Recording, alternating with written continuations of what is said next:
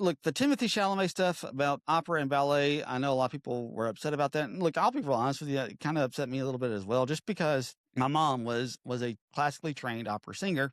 And so for him to just kind of dismiss opera like that, it's an insult to people who really put their time and their effort into that. And it is not an easy thing to do. Trust me, my mom spent years learning how to perform and perfect her craft. And, it's not the most, it's not something that just the general public just loves to go do, but these people are passionate about what they do, and they will put as much effort into it as anybody else. And for him to kind of just dismiss what they do is not important because, the general public may not go see operas all the time.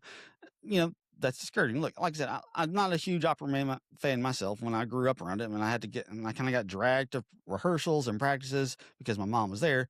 I didn't necessarily have the appreciation for it that I should have when I was growing up, but I do have an appreciation for it now. Just because I'm not a fan of it doesn't mean that what they do should just be completely dismissed. But I don't think that had anything to do with the fact that Michael B. Jordan won the Best Actor. The voting had already taken place when those comments were made by Timothee Chalamet. All the votes were already in. So I really believe that Michael B. Jordan's Oscar win is simply because of his performance. And look, it's a really good performance. He ends up having to play two characters at the same time, honestly, kind of three, because I think it was Stack that ended up getting changed into a vampire. So he has to play that same version of the character as a vampire as well.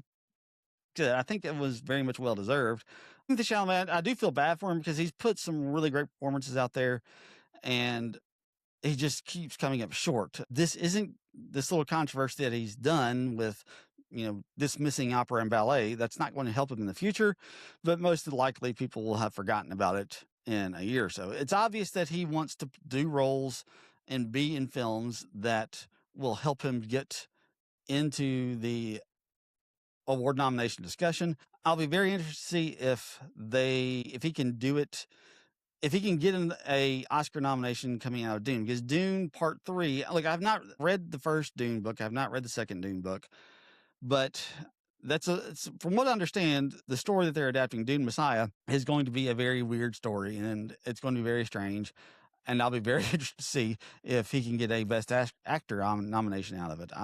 It'll be interesting to watch. Like I said, I don't know. I'm really excited about Dune Part 3. I think it's going to be a great film. Even though my understanding is the book is not nearly as good as the first one, I think Denis Villeneuve can put his own spin on things and can take the material and turn it into something really positive because he's just a great director. So I'll be interested to see how Chalamet handles that. I'll be interested to see what the Academy and their voters do with his performance in Dune, because I don't know that he's got anything else coming out this year.